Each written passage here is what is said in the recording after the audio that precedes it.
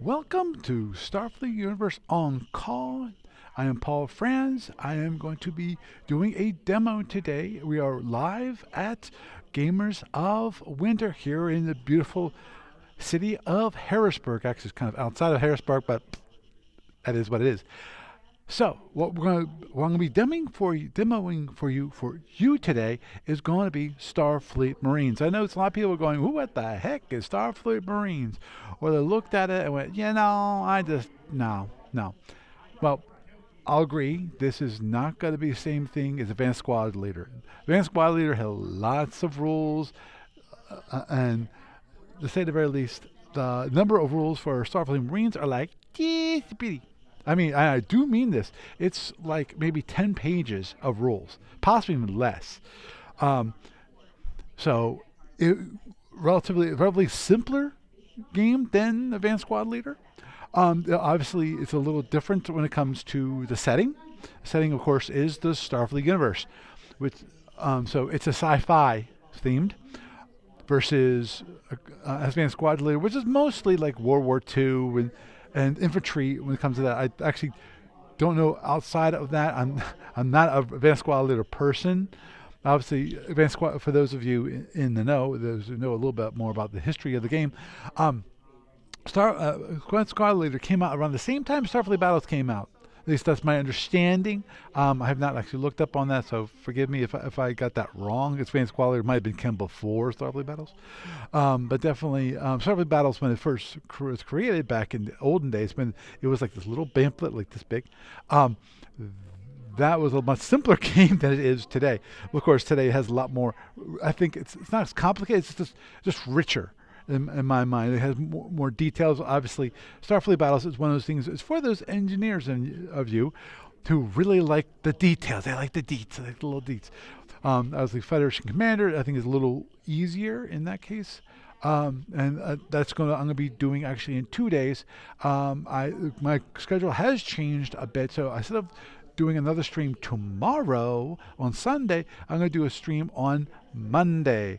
That's so I'm going to be changing my stream time just a little bit there. There's something I have to do on Sunday, which I originally was going to big off on, but then I realized I really need to go to, so I'm going to be doing that instead. But I'll be here on Monday instead of on Sunday. So those of you who want to come down to Gamers of Winter, come on down. Obviously, you can search for Gamers of Winter on the internet. It's gamersofwinter.net. So you should find that website, and they'll tell you the exact location. Come on in, just plunk down your $20, and you're got all the people that are here. So moving on, when it comes to Starfleet Marines, let me switch this to it is actually on the board, so you can actually see what the board looks like. There, switch to the board. Right now, what I've got is a very simple setup. I'm going to go off the zombie scenario when it comes to things. So it's going to simplify things greatly. Obviously, we have in the white we have the civilians. Okay, let me move over to where it is so I can point things out a little better. These are the civilians right here. We got the M for actually. These are the militia. I'm not sure if M is for militia or M for Marines, but today is going to stand for militia. And then these guys, yes, they're M, but they're going to represent the zombies that will be coming in. So what we're going to do, we're going to start off with the standard. I'm going to go through the standard sequence of play before I start moving things around, and then just I'm going to do that quickly, and then I'll actually start going through the sequence of play. The first one is that you have the starting phase. The starting phase is if you have things that are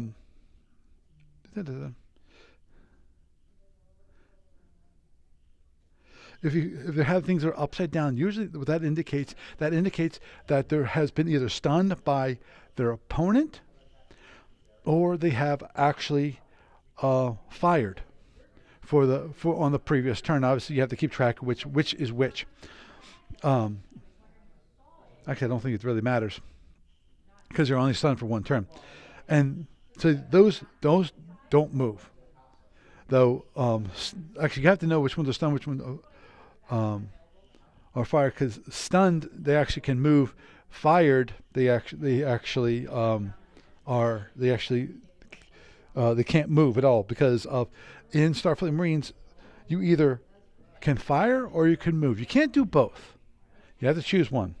Next is the actually beam out phase. We don't have to worry about because we're not using any transporters as part of this scenario. Then the fire phase. So that's when, so you fire before movement occurs. So that means on the previous turn you have to set up for the next turn's firing. So for me actually, so that would be either that's firing actually at range. Next is actually close assault phase. That's so if you're actually have a unit side by side like that, then you can do a close assault, and which is different than firing. Has a different set of rules. Then we have the opportunity phase. The opportunity phase, what that does, any active player, active units, which are not upside down, once assigned to opportunity fire. So what they can do is they don't move, but they're marked for opportunity fire. I'm sorry, I forgot to grab that. I forgot to grab those counters. So what I'm going to do is I'm just going to grab this. This is destination. This is for something else. But you put like an opportunity fire. I've got the counters over there. I'll just get them at the moment. You mark an opportunity fire, and what that allows you to do is when your opponent moves, you can actually fire at him during your opponent's turn. Next, after you select what's going to be for opportunity phase.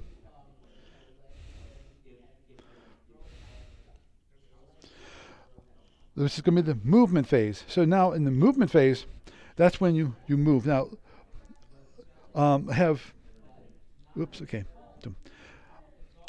these being militia. Militia have can move two hexes per turn. And the civilians here, they only can move one hex per turn. And zombies, they only can move one hex per turn. And just to let you know, zombies they only have close assault attacks. They can't actually fire. They can't fire weapons or anything like that. Even if there's actually part of the scenario is that you can actually zombify. If you zombify a militia, yes, he has weapons, but he no longer knows how to use them. So he just does a close assault. He wants to eat you or infect you. And then after you do the movement, and part of the movement, obviously, opportunity fire, because if your opponent fires at you during movement as part of opportunity fire, you have to resolve that. And after that's all done, then you have transporter artillery, obviously not part of the scenario, but that's where it's an interesting idea that is part of the Star Trek universe, which is instead of launching these rockets or artillery from a spaceship, they have it on a spaceship, and then they just transport them, boom, above their targets, and they can just fall into them.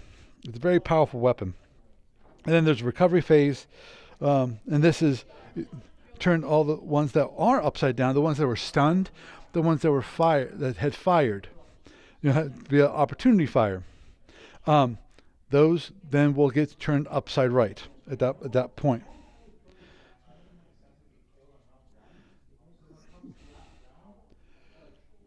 Okay, so we're going to move on forward now. We're going to actually move on to we'll start the turn. Okay, there's nothing turned over, so we don't have to worry about that. Now, the zombies move second. I move first. So it's gonna be me, then the zombies, and then me, then the zombies, and keep going back and forth like that. It's um, actually, I'm not sure if that's part of the scenario, but doesn't matter who moves first. I think when it comes to zombies, especially when they're here. Um, Now, so what I'm going to do is I'm trying to protect these civilians. The militia trying to protect the civilians. So what I'm going to do is I'm going to move them. They can move 2 hexes because this is clear open field. Because there's also terrain around here. We've got some trees. Trees cost 2 points to move, and then we have different elevations here, going up and down cliffs. And this here, the yellow, that's corn. That's just, fields or tall crops. So it's also 2 points. So the militia can move 2. So I'm 1, 2, 1, 2, and 1, 2, and actually, yeah, I'm gonna do it like that, and I'm going 1, 2, 1, 2. I'm gonna have them come up behind here. I'm gonna have these guys come out and try to attack the zombies before they get too close to the town. So I don't have any. I'm not gonna. Oh, sorry. I didn't select opportunity fire for any because they're too far away from the zombies. Now, so we're gonna move forward. Okay, I've done movement. So we've got the recovery phase. There's nothing to do on the recovery phase. Move on to the next. Okay, so now the zombies move. Zombies move 1. So they're all going to move 1 hex. Oh, one thing I forgot to mention. That is, there is a stacking limitation in Starfleet Marines. You only can have up to 3 infantry units, whatever, and 3 vehicles in the same hex at the same time. So there is a stacking limit in Starfleet Marines, unlike Starfleet Battles, which has no stacking limit whatsoever, which is understandable given how much space is actually supposed to be represented by a hex. This is a lot smaller, obviously. So they moved, so it's back to my turn. So that's okay. Okay? So I have nothing to flip over. Am I going to fire at the zombies? Okay, let me check my combat table, and to fire at infantry, my range is. Oh, actually, there is a problem, which is. And this one is that these guys are in the trees. They're in the forest, and in forest blocks. So I can't fire at them.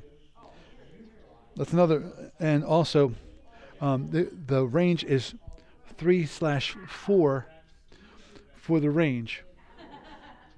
Okay, let me just make sure I got the. Oh no, there's militia. Sorry, it's 2. So I have to be much closer.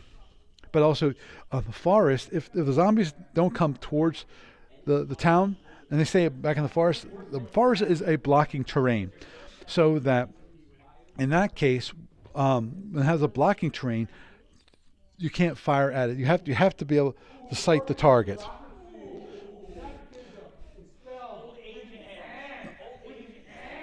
Now, so still can't fire. No, obviously I'm not close by. Opportunity fire? No, I think we're still too far away to even the opportunity phase because of, as I mentioned, the range is very, very limited.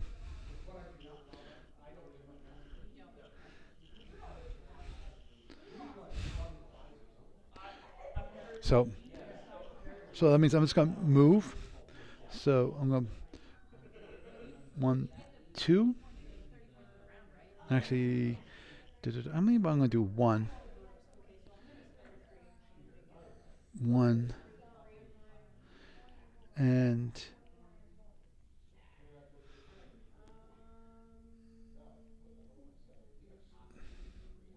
I'm going to do 1 there.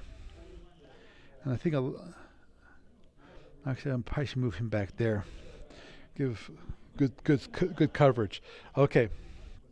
So there's my movement is done. So there's nothing to recover from. So we're going to move on to the zombies' turn. So the zombies start moving closer.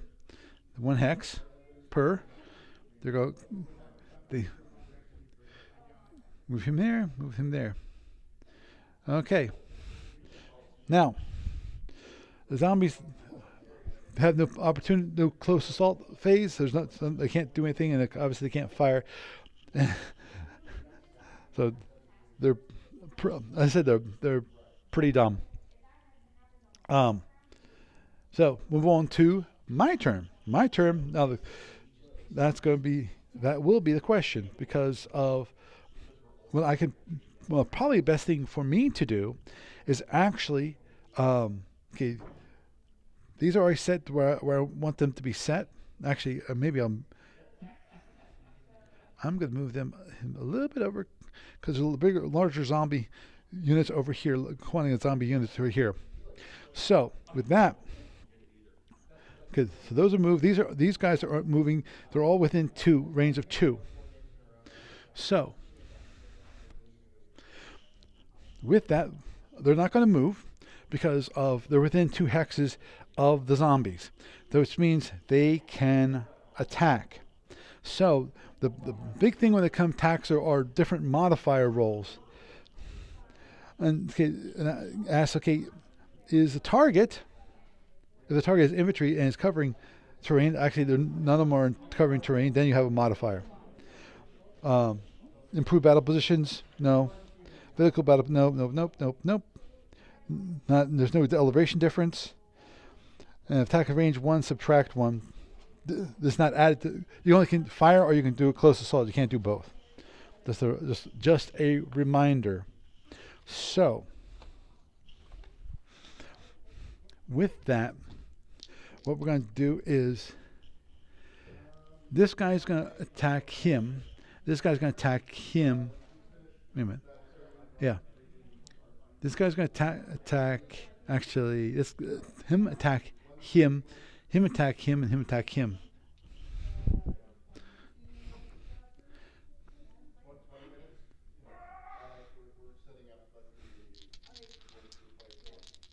Okay, so actually, there's one at a time. So this guy is going to attack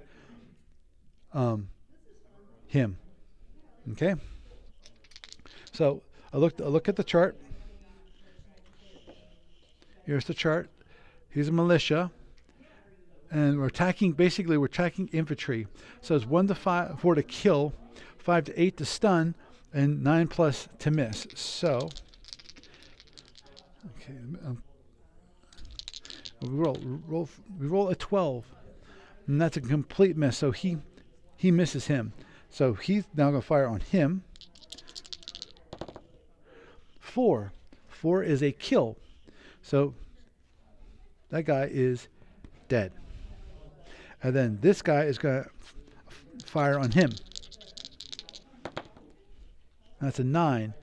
Again, 9 is a total and utter miss. So we've killed 1 zombie.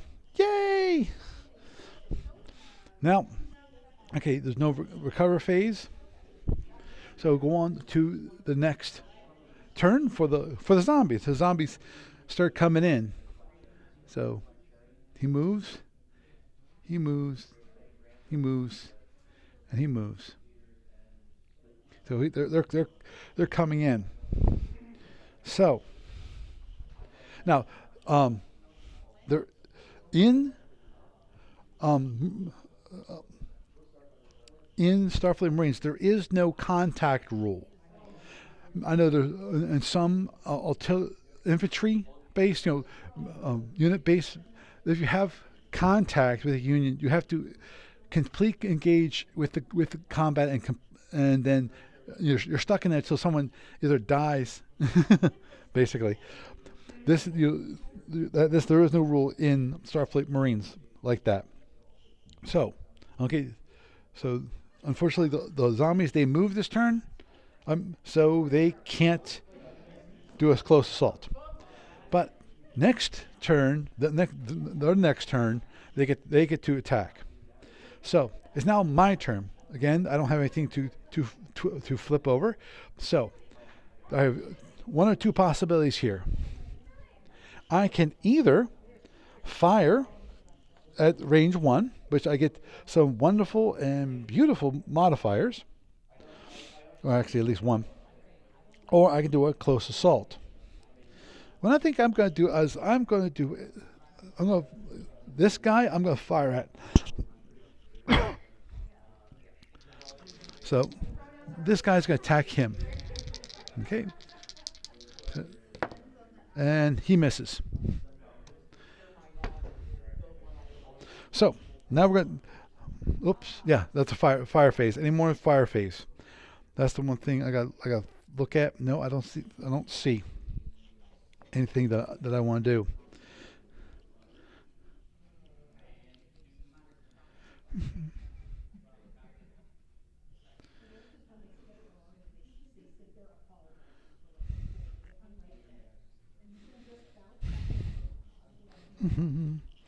Don't mind me.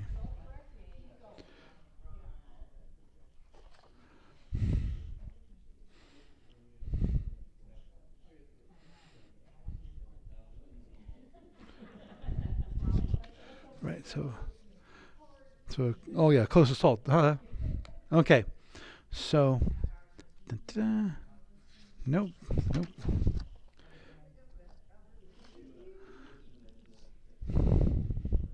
Okay, so cool.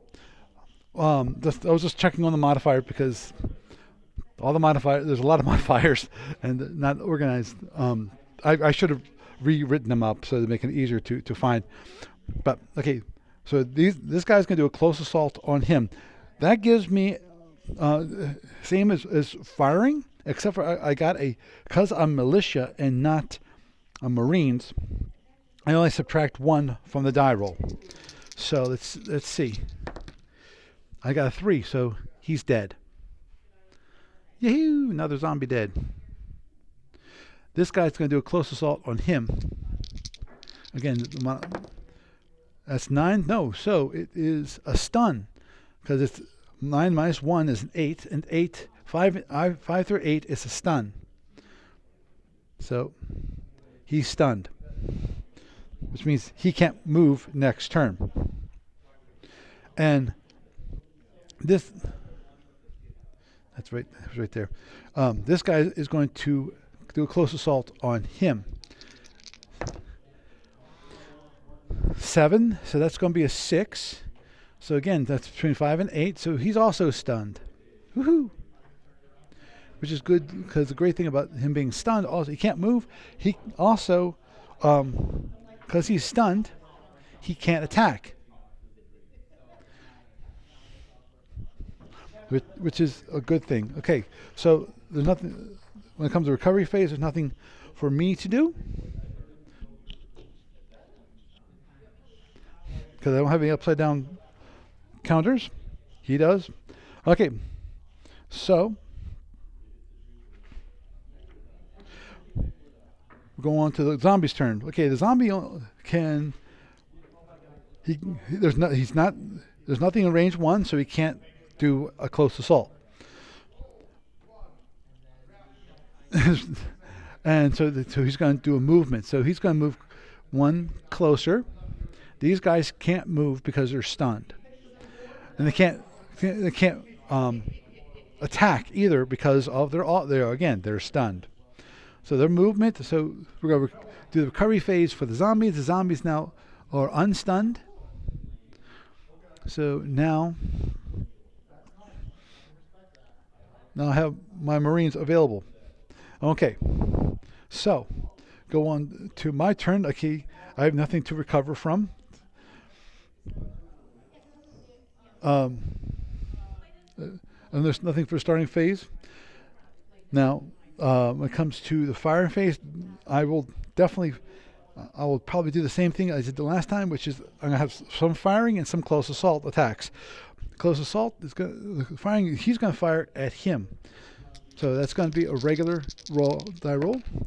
Okay, and we've got a big whopping 4, so he's dead. So because it's 1 to 4 to kill them.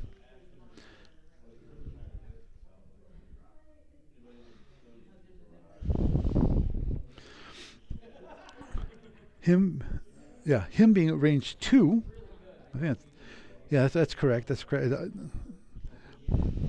So he's going to fire also, and it was a miss with a 7.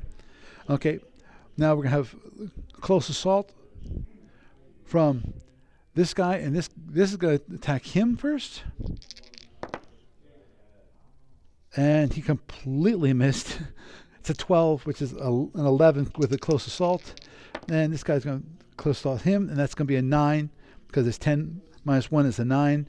So in that case, again, we miss. That's bad. Okay. So nothing to recover from. There's no. I have no movement because of everything. Every guy either fired, or did a close assault. In which case you can't move. So next, we have the zombies are now going to have their turn. Okay. Unfortunately, they don't have any guys to recover from, so they only have 2 zombies left. So they're not going to fire, but they can do a close assault. So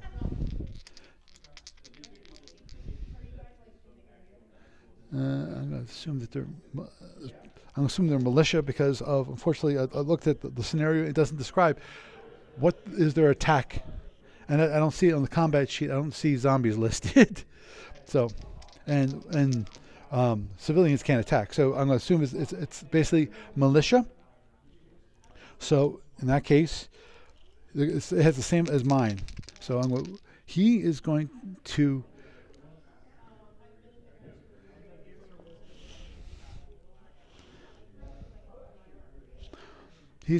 attack that guy. So 4. Oh, Marine's dead. Well, one militia is dead. He's down. Oh no, and this guy is going to attack him for a close assault. They got a 9. That's an 8. So he actually is stunned instead of. So he can't move. He's this is lying there going, oh, woe is me. Okay, nothing to recover for the zombies. So it's now my turn. So I'm going to bring this guy 1. I'm going to bring him 1 and bring him up 1.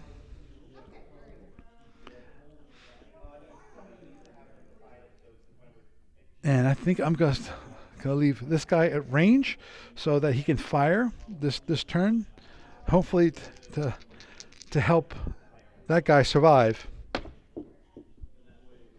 Yeah. Excuse me, folks. Drop my dice. Okay. So with that, we're going to roll. And it's a 7. So that is a stun, right? That is a stun. So that guy gets stunned. Woohoo! So that means he can't attack. Can't attack the poor defensive Marine. Okay.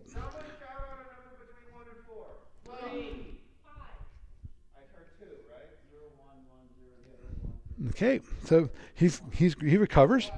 Now it's the zombies' turn. Well, there's only one zombie can do anything, so he's going to stand there and do a close assault.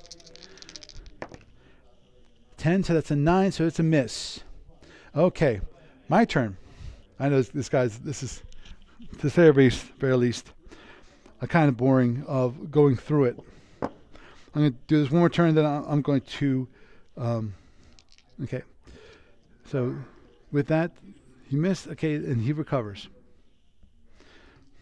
Now, my turn, and what I'm going to do is actually, I'm going to leave the guys where they are stationed, where this guy is going to do a close assault on this guy. That's a 5, so it's a close assault, so it makes it a 4, which means this guy's dead. Okay, awesome. And this guy,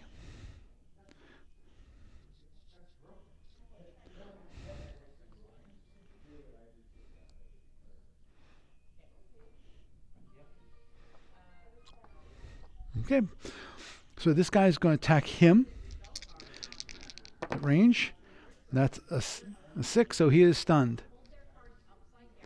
And lastly, this guy is going to attack the stunned. And let me just double check one thing because I'm pretty sure there's no modifiers for being stunned.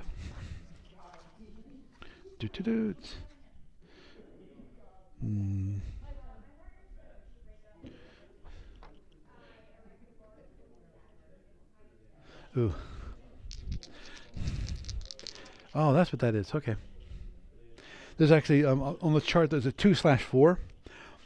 4 is for I realized that's for extended range, which means I could have fired at range 4, or actually 3 or 4, but also it's a +2 modifier, so it makes it really hard to hit.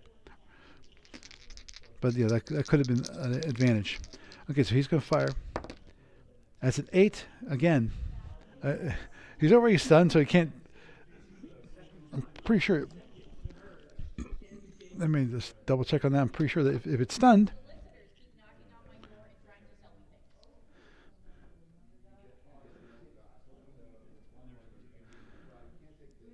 Okay.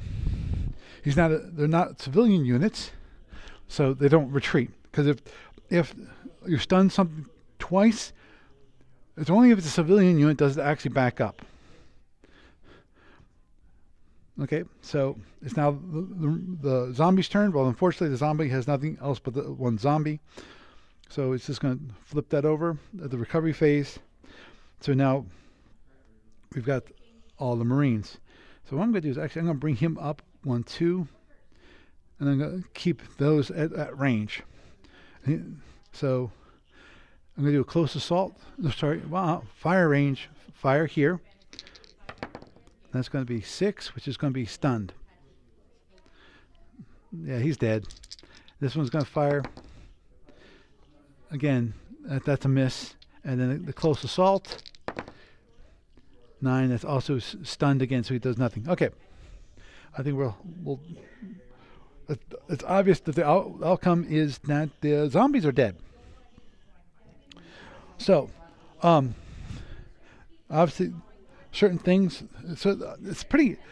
That it goes along those lines. So it's a very simple. Now, the thing is, I got the most basic game here, because that is you got militia, you got civilians here which are protecting, and you got actually the scenario calls for 42 zombies and a lot more units. But I wanted to simplify it and make sure that I'm not spending here an hour going through the scenario of just killing zombies. So that'll let you know. Now, as you can see here, the militia actually has a 2/4. That 4 is extended range, and here I'm assuming I'm attacking against civilians. So that would be 1 to 4 to kill. 5 to 8, and so forth. Obviously, it gets harder when you, like I say, you've got militia trying to attack, let's say, a shuttle. You can produce a damage or 5 to stun. I'm not sure exactly if stun does it on a shuttle, and 6 plus, which is, remember, it's 2d6 that get used to roll. So it's really tough to hit in that case. The big thing is a lot of the combat has these multiple modifiers that can be in place. Obviously, one of the big things of Star for the Marines is the actual terrain itself, and you can make up your own terrain. I think that's what I actually should contact ADB about, see if they can create some more maps, because I think when it comes to Starfleet Marines, I think that would be a great expansion. And it can be just these paper. It doesn't have to be the hard cardboard, but this thick stuff that, and actually have some more printings. I'm not sure how much that costs, and if it'd be cost effective to create new maps, different terrain and so forth. Obviously, I think the coolest thing would be obviously is the thicker the cardboard maps, and then put them together. Like you can do for Federation Commander with the maps that come with Federation Commander, which is quite cool compared to this. This is the kind of map that you get with Starfleet Battles. The different terrains have different effects from blocking, because these are trees, and if there's a unit back here, an infantry unit back here, that's blocked. So they might know that these guys might know that's here. That's one thing that, in my mind, would be kind of cool to do, but it's like Starfleet Battles. When it comes to TAC Intel, TAC Intel is kind of a cool, it's a neat, realistic thing that comes because the idea is that you have two fleets and you're not quite sure what they're made up of, what the units actually are, and then you have deception and that comes into play, and then you actually know more and more as you get closer and closer. And in the case of this, obviously, line of sight would be great. The assumption at this point is that you got a satellite up above going, I know where everybody is, so they can just go, okay, look on their device. Oh, okay, I know where everything is, what the whole thing is. But that's not all obviously the best thing. And the terrain has all kinds of, it can either cover. Obviously, you have lakes and rivers. Infantry can't walk that. Neither can track units or wheel. The only thing is hover. Starfleet Marines does not have hover, but I don't think they have boats, which would be another interesting. That would be nice addition when it comes to river scenarios. If you could have a river scenario, we have boats, or in this case, they'd probably use hovercraft. I'm not sure if they'd ever actually have boats because of this is sci-fi. So why do that when you can just have a unit which just uses like anti-gravity to kind of just float like in Star Wars, the speeder. There's also other kinds of things that can be added to here, from like bunkers. Obviously, the shuttles and fighters come into play. The funny thing is there is a section here on using SFB or FedCom with Starfleet Marines, which most of the time you would not want to do something like that. Like in the case of SFB or FedCom with like Federation Empire, that's not something you really want to do. Trust me, people, do not attempt this. You will not find it a happy experience. But as I said, Starfleet Marines overall is a very simple. The most complicated part, in my mind, when it comes to Starfleet Marines, is the combat. When it comes to combat modifiers, I think that's the one thing to keep in mind, because the line of sight, that kind of stuff, is relatively easy to do. A nice ruler helps. In the case of longer range, of course, then you have, like over here, if you're here and your unit's back here, obviously there's no line of sight. These guys might know about each other, but they can't fire each other, even if they have longer range weapons. The longest range weapon is a sniper. If you have a sniper, you actually probably want up here at the hilltop. And they have all kinds of different kinds of units, from infantry to militia. It's just obviously a bunch of people that they went into service to protect the civilians. They have some training, but not a lot of training. You got the Marines, you got commandos, you got the prime teams and engineers. Engineers obviously are not that great when it comes to combat, but they have other functions which they do quite well. Though they don't show up as much in Starfleet Marines, except for in special scenarios where you might need like an engineer to put a bridge up, because the whole idea of transport. You only transport it in place. Well, in theory, you can, unless someone put up an anti-transporter field. You know, they don't discuss that, but I'm assuming there's such a thing. So, anyhow, I hope you enjoyed a relatively simple demo of Starfleet Marines. Obviously, if you're in the area of Games of Winter, I'd be happy to play you a game and hopefully play a little more and get more a better scenario. Obviously, this one was kind of simple, and I didn't want to complicate it too much, but I think you get the gist of how it works overall. One thing I did not show, which was opportunity fire, because that is very useful, because that allows you to fire while the unit is moving. Obviously, the thing is, opportunity fire for this scenario would not really be a great thing. And the reason why it wouldn't be such a great thing for opportunity fire for this is because of the zombies only can move one hex at a time. If the zombies, or if a unit can move multiple hexes, then what happens is the opportunity fire for each hex that unit goes, the opponent can go and if they have a unit which is set up for opportunity fire, which means they have not moved and they have not fired last turn in their turn.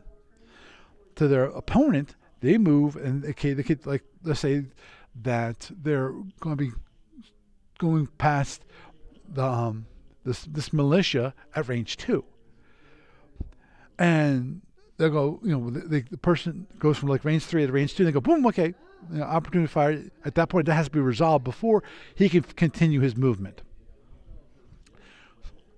So, which is really.